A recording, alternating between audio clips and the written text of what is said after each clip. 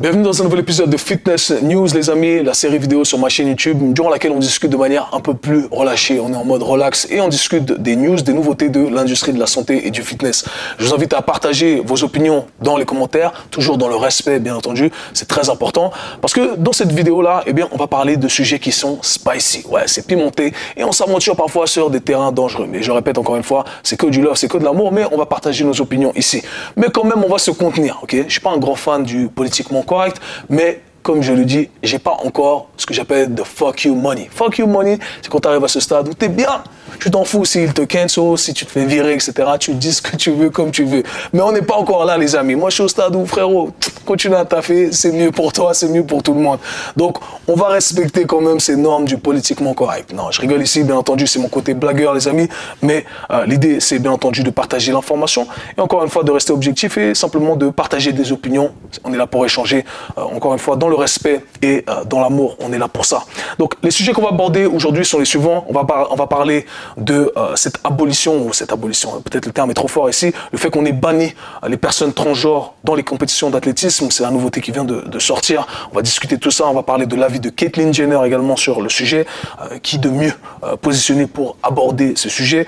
On va parler de l'émission 100% physique qui est sur Netflix, série assez intéressante, assez divertissante, je vais vous donner mon avis là-dessus.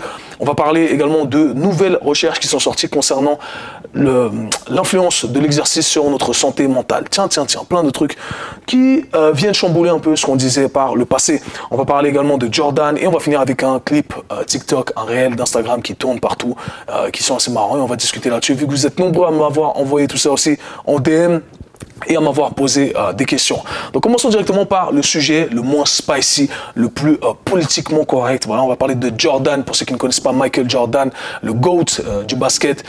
Ma génération et la génération plus âgée, bien entendu, on connaît tous Jordan. Pour les nouveaux, vous ne le connaissez pas forcément en tant que joueur, vous le connaissez peut-être simplement comme icône de sa marque de chaussures. Voilà, c'est un peu le LeBron de votre génération, les gars. Ok, débat, LeBron James, MJ, qui est le meilleur? Dites-le moi dans les commentaires. Quoi qu'il en soit, l'année dernière, le gars a fait, ou la compagnie avec Jordan, la marque Jordan a fait 5 millions en revenus. 5 millions, j'ai dit n'importe quoi, 5 milliards en revenus, ok? 5 milliards en revenus, c'est un truc de malade. Et il compare le tout à revenus de Under Armour sur tous les produits qu'ils ont vendus. Eh bien, ils ont fait 5,7 milliards. Et Jordan, je crois qu'avec la marque de chaussures, qu'avec les chaussures, parce qu'ils ont d'autres trucs, ils ont des balles de basket, bien entendu, ils ont des hoodies, ils ont plein de trucs, mais qu'avec la marque de chaussures, si je ne me trompe pas, eh bien, ils ont fait 5 milliards en revenus. Michael Jordan lui-même, grâce à ce revenu, a généré 120 millions de dollars juste l'année dernière. Et quand on met ça en comparaison avec l'argent qu'il a généré durant sa carrière, qui est de 90 millions, si je ne me trompe pas, c'est hallucinant. Donc toute sa carrière de basket, le gars a fait 90 millions, 90 millions, et là, l'année dernière, il a fait juste 120 millions grâce à sa marque de chaussures. Comme quoi, l'influence, c'est super important. C'est un truc de fou. Franchement, je crois qu'il n'y a pas d'autre marque de chaussures qui est aussi influente que les Jordan. Personnellement, mes paires préférées sont les ones, les une, basses et hautes, classiques, toutes blanches. Ça, tu peux pas te tromper avec ça. Les 4, j'aime beaucoup. Les 6 et les 11, les lows et les high. Ouais, j'aime bien, c'est ça. Donc 1, 4, 6 et 11. Quelles sont vos paires de Jordan préférées? Quoi qu'il en soit, je suis assez impressionné par l'influence que ça a. Les jeunes qui mettent aujourd'hui des Jordan ne connaissent même pas le basketteur. Et bref, ça continue à générer des sommes incroyables. Pour moi, c'est hallucinant quand même quand je vois ça. Next topic, les amis, on va parler de 100% physique. Donc, comme je vous l'ai dit, c'est une série coréenne. Les Coréens deviennent super forts, tout ce qui est séries, films sur Netflix. Les gars, franchement, ils vont dominer Hollywood facile. Parce que ils arrivent à vraiment gérer. Ce sont de bons acteurs, ils ont de bonnes idées. Et franchement, c'est assez divertissant, la façon dont ils organisent le tout.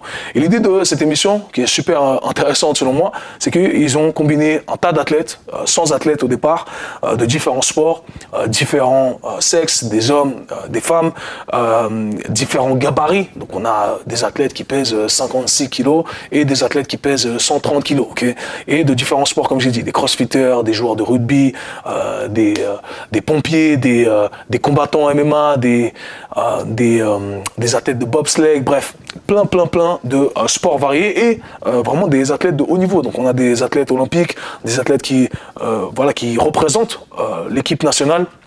dans leur sport, des lutteurs, etc. Donc, enfin, bref, je vous invite à aller checker tout ça, mais l'idée de base est super sympa. L'idée est de se dire, ok, on va mettre plein d'athlètes différents et on va voir quel est l'athlète le plus compétent, le plus fit à faire toutes les épreuves qu'on leur demande de faire. C'est ça le concept, en fait, ils ont différentes épreuves et ils doivent passer ces épreuves soit à titre individuel, c'est-à-dire en faisant une compétition directement avec un autre athlète ou alors en équipe. Personnellement, j'ai regardé 5-6 épisodes, c'est assez divertissant.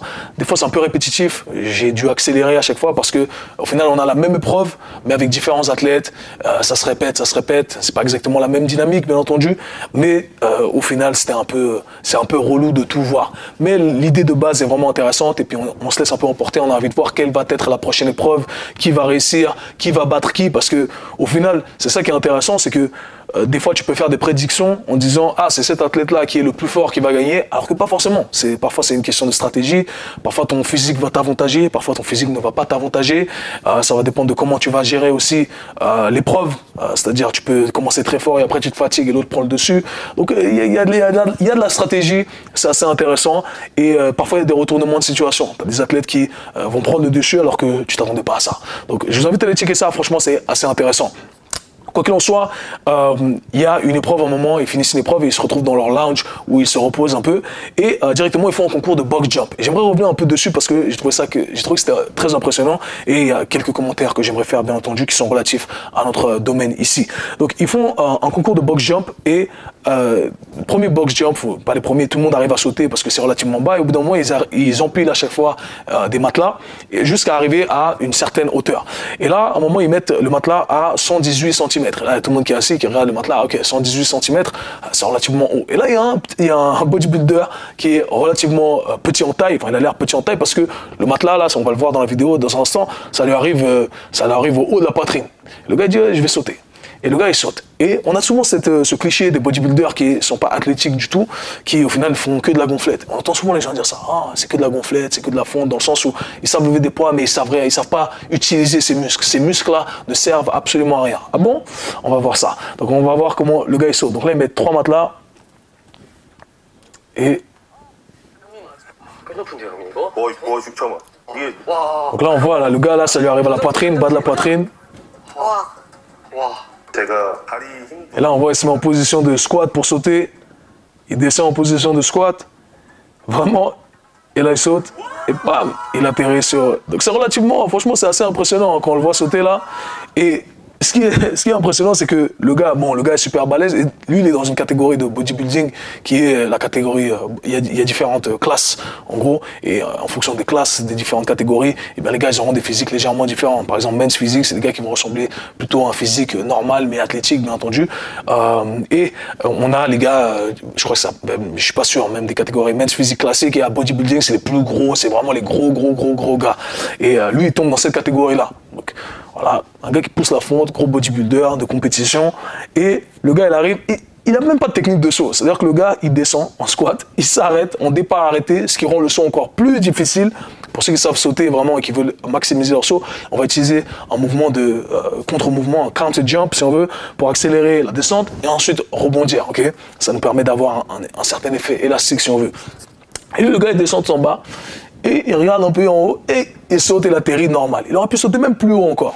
Et la morale de l'histoire, c'est que au final, le gars, pourquoi il arrive à sauter aussi haut? C'est parce que le gars, il a entraîné tout simplement ses jambes. Il dit, les jambes, c'est mon point fort, j'entraîne mes jambes à la salle. Le gars, il fait de la force, ok? Il fait de la force à la salle. Il fait ses séries et il fait sûrement pas des séries sur 2-3 répétitions parce que c'est un bodybuilder, donc je pense qu'il travaille sur de plus hautes répétitions. Mais quoi qu'il en soit, en levant des charges, en levant des poids, eh bien, on devient plus fort. Et lorsqu'on devient plus fort, eh bien, cette force a un transfert, peu importe l'activité qu'on va faire. Et c'est ce qu'on voit ici. On voit un gros bodybuilder avec énormément de masse qui arrive à déplacer cette masse tout simplement parce qu'il arrive à appliquer énormément de force dans le sol. Et j'en reviens toujours pas lorsque j'entends des préparateurs physiques de sport collectif dire « Oui, non, il ne faut pas lever des poids, il ne faut pas faire de la musculation, blablabla. Yo, c'est de la force, vous devenez plus fort. » Alors, on n'est pas obligé de faire tout ce que ces bodybuilders font. Et croyez-moi, on ne devient pas comme ça en mangeant des épinards, comme je le dis à chaque fois. Donc, devenez plus fort, levez des poids, vous allez avoir un transfert dans votre sport. Si le gars il devait jouer au basket, eh bien, il peut sauter. Okay, et d'ailleurs, dans une des épreuves, il est contre un autre gars qui est vraiment fit, svelte, etc. Il se dit, il devait attraper la balle. Il se dit, je vais sprinter pour arriver à la balle avant lui, parce que je sais que le gars, il doit être lent. Et en fait, quand il lance le sprint, le gars, il est collé à lui. Et il n'arrive pas à attraper la balle au final. Parce qu'il s'est dit, ah, je vais lui mettre une distance 1-1-1. Le gars, il a sprinté et il arrive à la balle quasiment en même temps. Donc tout ça pour vous dire que on devient plus fort. Et la force, c'est un transfert dans tout. Donc, notez ça, les amis. Et ensuite, on a donc l'athlète le plus impressionnant, je pense, de toute la série, qui est un athlète de bobsleigh, je crois, individuel. Je me trompe peut-être dans le terme exact. Quoi qu'il en soit, ces gars-là qui courent sur la glace, là, et il y a les bobsleigh de groupe, et là, c'est vraiment individuel. Et les gars, là, c'est pour ceux qui n'ont jamais vu les entraînements de ces athlètes-là, de bobsleigh, franchement, c'est des sprinteurs de ouf. Ils ont des athlètes, ils ont des corps vraiment harmonieux, de beaux corps. Ils s'entraînent, voilà, bas du corps, sprint, saut, lever de charge, etc. Ils entraînent le haut du corps également. Franchement, de très beaux athlètes.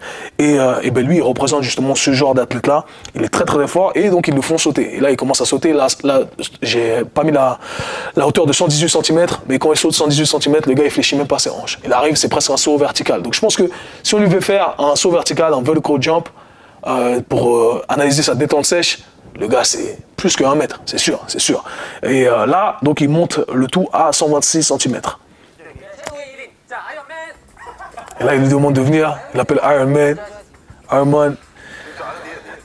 Et là, regarde, il fait un petit saut, il s'en fout. 126 cm. Easy. Easy, baby. Il fléchit un peu les hanches. Après, il dit non, c'est pas assez. On va mettre 134 cm. Donc là, il met 134 cm. 134 cm. Là, il regarde, il dit ah, 134, c'est chaud. Les gars, je pense que vous vous imaginez pas. 134 cm, c'est un truc de ouf. C'est haut de ouf.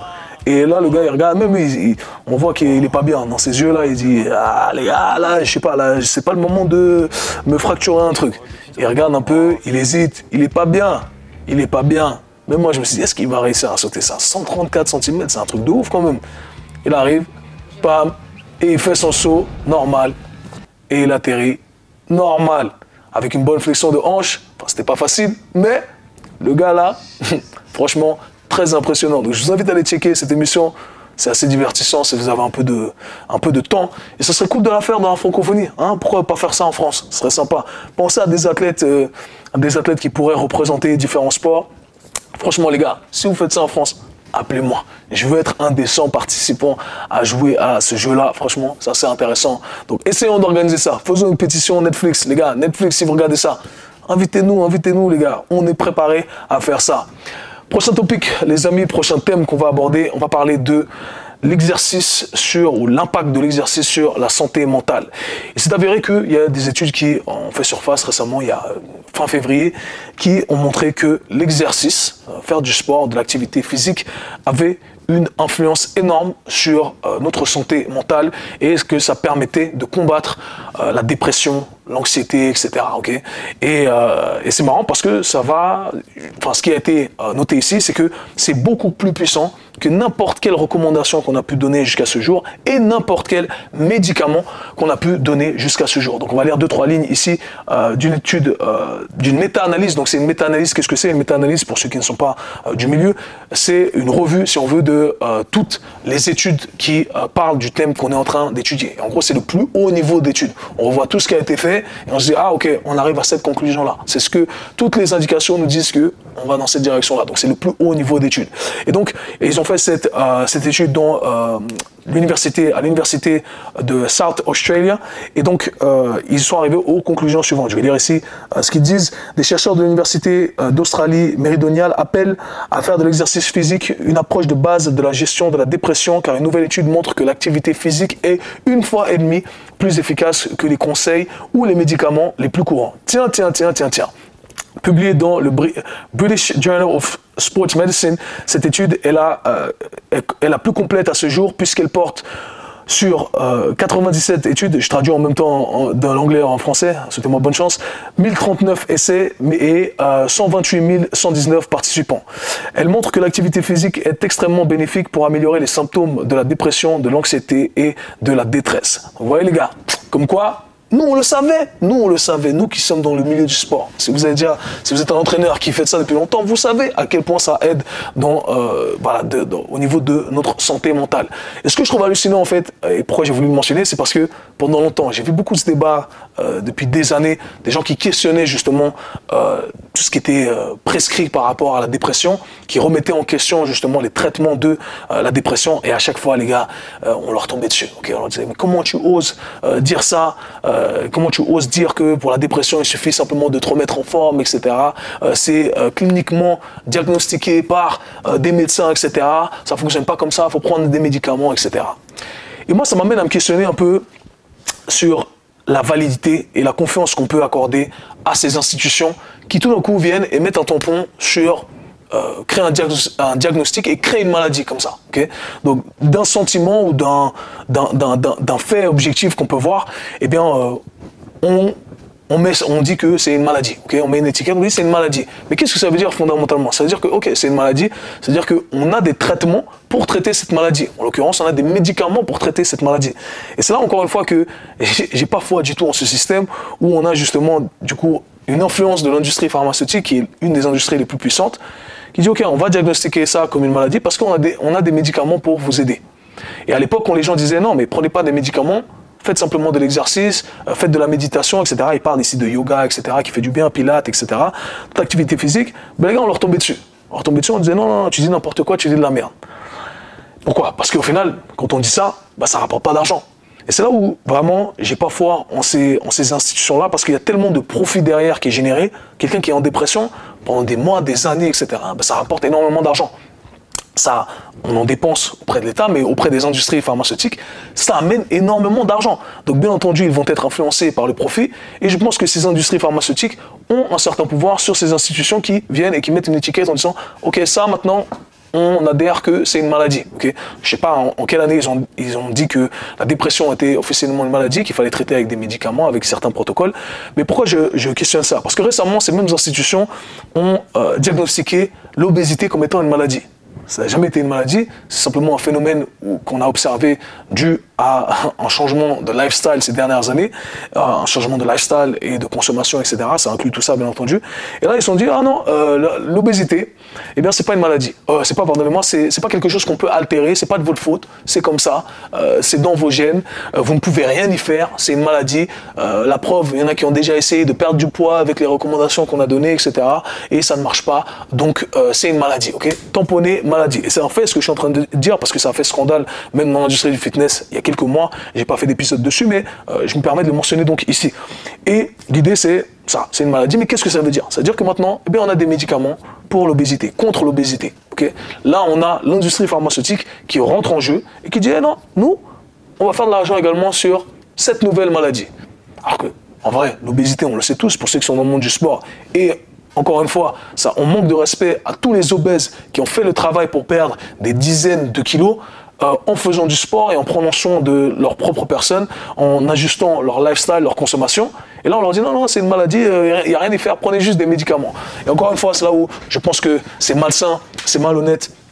Et j'ai de moins en moins foi en ce corps médical parce que je vois de plus en plus à quel point il est manipulé par le profit. Et franchement, voilà, je tenais simplement à le dire. Là, on le voit quelques années plus tard. Les gars, faites du sport. Le sport, ça va au-delà de simplement l'aspect esthétique. C'est bien pour votre santé mentale.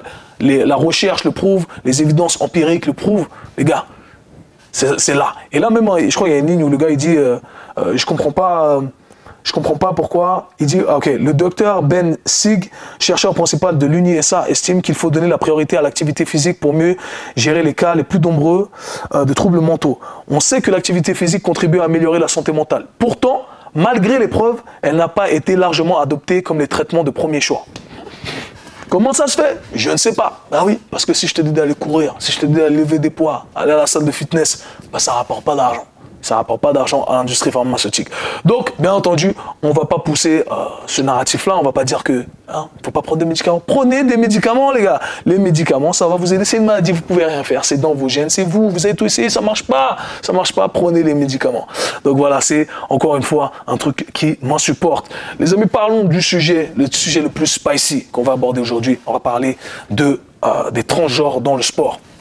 Alors vous avez peut-être suivi cette polémique, c'est un peu partout maintenant, de toute façon c'est un peu le sujet du moment dans toutes les sphères, que ce soit dans le système scolaire, dans le sport, etc. Mais dans le sport, ça a fait énormément de controverses depuis cet athlète, je ne me rappelle plus de son nom, on va le mentionner après, cet athlète femme transgenre, c'est-à-dire homme qui a transitionné pour devenir femme, qui a fait sa compétition en université de natation et qui a fini au premier rang. Alors que lorsqu'elle était homme, eh bien, elle était classée 400e, etc. Et on a vu ce phénomène sur plusieurs sports universitaires, des athlètes de sprint qui étaient dans le top 400, top 500, top 2000, qui sont arrivés premiers champions universitaires, champions des États-Unis d'Amérique, alors que les gars, auparavant, lorsqu'ils étaient hommes, dans les compétitions d'hommes, ne performaient pas du tout. Okay, on savait même pas qui c'était, tellement ils étaient bas dans les rankings.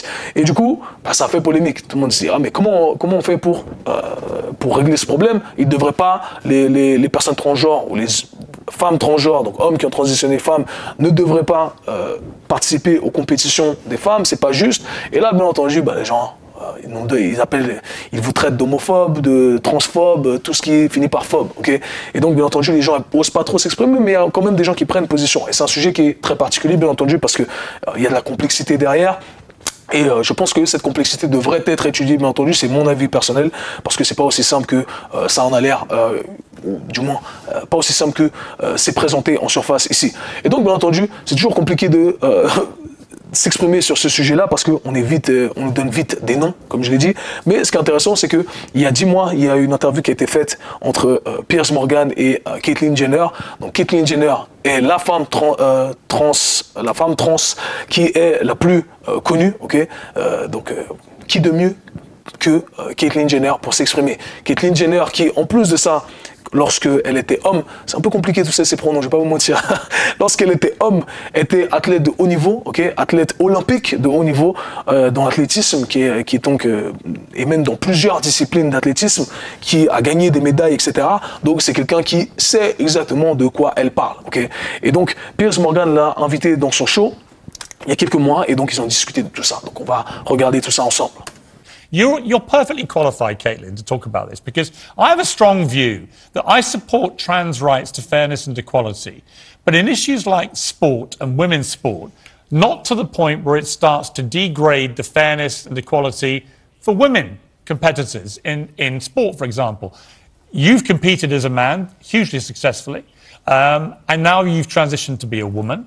What is your view about this? Donc en gros là il lui dit ouais justement on voit que c'est pas forcément juste, d'accord, c'est pas équitable envers les femmes, et éventuellement toi qui as fait de la compétition au haut niveau en tant qu'homme, quelle est ton opinion sur le sujet? Well, I've been, first of all, you're right. We have to do the best we can here, but I have said from the beginning, and I stand with it, that I don't want biological boys to compete against women and girls in sports. It's just not fair. Donc là, elle dit que depuis le début, elle dit que elle pense que c'est pas juste, c'est pas correct que les hommes biologiques et garçons biologiques fassent de la compétition contre des femmes biologiques. Donc. Now, obviously, over the last 6 months, especially because of Leah Thomas at the University of Pennsylvania, she had been on the boys' team just a few years earlier. I do not blame her. She played within the rules, but she dominated. She had gone through male puberty. Her lungs are bigger, her back's bigger, her hands are bigger. She just has a tremendous advantage in swimming in the pool against the women, and she proved that. Et là, Caitlyn Jenner mentionne également le fait que Leah Thomas, ayant grandi en tant que garçon, en tant qu'homme, elle a une capacité pulmonaire qui est plus élevée que les autres athlètes femmes. Elle a de plus grandes mains, elle a un plus grand dos, etc., etc. Donc elle a tous les avantages biologiques, anatomiques qui lui mettent dans cette position de dominance. So I don't have a problem with her. I have a problem with the NCAA that we have to change the rules. We have to do a better job, because the bottom line is we have to keep it fair. And I don't want to ruin women's sports or discourage women from getting into sports because they think, oh my gosh, I'm going to have to compete against a bunch of guys. Et là donc, Caitlyn Jenner dit que c'est pas correct et que on devrait changer les règles justement parce que autrement ça met les femmes dans une position désavantageuse et que c'est pas correct. Et là donc il y a Piers Morgan qui revient dessus, qui dit ok, qu'est-ce que tu proposes? If you were in charge of changing things to make it fair, What is the answer? Should trans women athletes, for example, compete against men? Should trans athletes have their own les personnes transgenres devraient avoir leur propre catégorie. Given there are more and more trans athletes. What's the answer? Well, here's the problem we have here. This is a very, very complicated issue. Just like being trans is very complicated. There's no right answer here, Piers. If you just say, no trans athletes, in sports. Well, what about female to male? They're trans. That's 49% of the population. 51% are male to female. What happens to the young trans athletes who transition? Some of them, when they're 5, 6, 7 years old, they take hormone blockers, and they grow up as little girls their whole life. They have no advantage whatsoever, over the other girls. And what do we do there? So it almost has to be treated on an individual basis. But I think the first thing we have to do is we have to make the qualifying for a trans athlete a little bit more difficult for them to be able to compete. Because I think the number one thing we have to do is protect women's sports. Donc là, ce que Caitlyn Jenner dit, c'est que c'est intéressant, parce qu'elle dit que c'est très complexe. Et effectivement, ça revient, et là je suis d'accord, ça revient à ce que je disais au début. C'est complexe parce que ça va dépendre également à quel âge les gens ont commencé leur transition. Donc si tu as commencé ta transition quand tu as 4-5 ans, eh bien forcément tu n'as pas développé ton corps en tant qu'homme parce que tes hormones ont été bloquées, le développement de tes hormones masculins ont été bloqués. Par conséquent, est-ce que c'est juste de dire que tu devrais avoir ta propre catégorie et faire de la compétition contre ceux qui ont transitionné plus tard, donc qui ont évolué en tant qu'homme et qui ont tous les attributs d'un homme biologique. C'est là où elle dit que c'est complexe, mais dans tous les cas, on devrait limiter ou mieux réglementer le tout pour que justement ça ne porte pas détriment aux femmes, aux athlètes féminines. I mean, what you never see, Caitlyn, what you never see, you mentioned there people who transition from female to male, but you never see any issue there on the sporting side because they never have an unfair advantage. The key point really about, I guess, trans women athletes is they have an unfair, natural, biological advantage. That's the nub of the problem. Et ici, Piers mentionne un fait qui est intéressant, et c'est un fait, on ne peut pas débattre là-dessus, c'est qu'on l'entend que ce phénomène-là ou ce débat-là n'arrive que dans une direction, c'est-à-dire uniquement lorsque les hommes biologiques transitionnent en tant que femmes et pas l'inverse. On n'a jamais entendu de problème lorsque une femme devient un homme et donc veut faire de la compétition dans le monde masculin. Là, elle est désavantagée même, on le sait. Et pourquoi? Parce qu'on en revient à notre biologie, on en revient à ces faits-là qui font qu'un homme, quand il a atteint sa puberté, eh bien, s'est développé en tant qu'homme et il développe plus de force, plus de capacité, etc. Et parfois, là, juste quand on dit ça, eh bien, on nous traite de non, etc. Alors que ce sont simplement des faits biologiques. Et la personne la plus célèbre transgenre, eh bien, est d'accord avec ça. Et c'est ça que je trouve intéressant. Et par la suite, en fait, après, elle explique qu'elle va même pas jouer au golf avec ses amis femmes, tout simplement parce qu'elle pense que c'est pas correct. Elle dit, j'ai évolué en tant qu'homme, elle me demande d'aller jouer au golf. Moi, quand je vais swinger le tout, voilà, la balle, elle va partir super loin. Enfin, c'est pas juste, elle dit, oui, je vais venir, mais en fait, je viens pas. Okay. Et c'est un peu le résumé de cette vidéo-là. Donc voilà, les amis, je trouve que c'est intéressant, un sujet qui est un peu tabou, mais on devrait aborder ce sujet-là parce qu'il y a beaucoup de gens qui n'osent pas en parler. Et encore une fois, si on l'aborde de manière respectueuse et objective, eh bien, je pense que c'est intéressant d'aborder tout ça tout simplement et d'avoir vos avis. Donc, quel est votre avis? Comment on devrait organiser le tout selon vous? Est-ce qu'on devrait avoir une catégorie que pour les trans femmes, une catégorie que pour les trans hommes? Comment on organiserait le tout? Ça devient très compliqué tout ça, ok? Donc, je serais curieux d'avoir vos avis dans les commentaires. Puis sur cette vidéo avec CRL/TikTok qui tourne partout en ce moment. On a un powerlifter, je sais pas de quel pays il vient, sûrement des pays de l'Est ou Russie, etc. Et le gars a 1 million de followers maintenant sur Instagram. Quand j'ai vu, il n'avait pas autant de followers, mais ses vidéos ont explosé, elles tournent partout. Et le gars, c'est marrant parce que il se déguise en gars qui vient nettoyer les salles de sport et il va vers les gros gars qui sont en train de lever des grosses barres, qui font des gros deadlifts, ou alors là, en l'occurrence, ici, des bent over rows, des tirages avec buste penché, où voilà, il y a des charges conséquentes. Et le gars, il arrive arrive, il nettoie, il dit excusez-moi, est-ce que je peux venir nettoyer rapidement juste en dessous de votre barre? Il dit ouais, vas-y. Et en fait, il prend la barre, soit une main, ou il lève la barre, tout simplement, il fait le deadlift, où le gars, il crie, les gars super balèzes, et lui, il est là, il n'a pas un physique impressionnant comme ça. Enfin, un torse nu, oui, si on le voit, si vous checkez son Instagram. Mais comme ça, il n'a pas l'air impressionnant du tout. C'est un petit gars qui vient nettoyer et il lève la barre et les gars, ils hallucinent. Ils se disent, mais c'est qui ce monstre qui vient de lever ma barre où je galère, c'est mon 1 RM, mon 2 RM, mon 3 RM. Et le gars, il vient et il prend la barre normale, il la déplace et il la pose et il nettoie. Il dit, oh, I like deadlift. Et c'est assez marrant. Donc, tu es comme ça.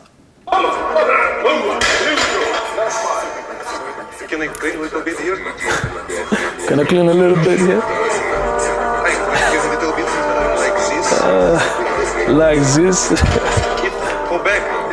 Oh, it's good exercise. Là, il est vrai, comment? C'est un tueur. My name is Anatoly. See you guys. C'est un tueur. C'est un tueur. Après, j'essaie de lever la barre. Ils essaient de lever la barre comme lui, ils n'arrivent pas. Les gars, ils sont super balèzes. Et donc, j'ai reçu pas mal de questions aussi. Des gens qui m'ont demandé, qui m'ont dit comment c'est possible? Comment c'est possible que ce gars-là, il est relativement fin, svelte, il est très musclé, hein, si vous regardez encore une fois à torse nu, mais comment ça se fait que ce gars a autant de force? Et encore une fois, j'en reviens à ce que j'ai abordé au début pour faire une connexion quand même avec notre monde à nous et l'aspect technique, c'est que au final, cette capacité à décharger de la force, c'est une capacité qui est neurologique.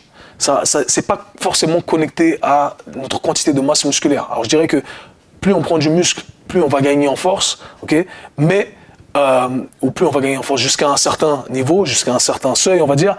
Mais au bout d'un moment, eh bien, il faut travailler cette capacité neurologique. Okay, et c'est vraiment comme ça qu'il faut voir le truc. Il faut distinguer un peu le côté muscle 100% et le côté neurologique 100%. Alors on est souvent entre les deux, mais un gars comme ça qui est relativement fin, et c'est aussi le message, vous pouvez devenir très fort sans forcément prendre beaucoup de masse musculaire. Parce que si vous mettez votre focus sur ce développement-là de l'aspect neurologique, votre capacité à décharger de la force, eh bien, vous allez vous limiter sur la quantité de masse musculaire et vous allez développer justement cette capacité à produire un maximum de force. Et c'est là que ça devient intéressant de voir justement ce genre d'exemple.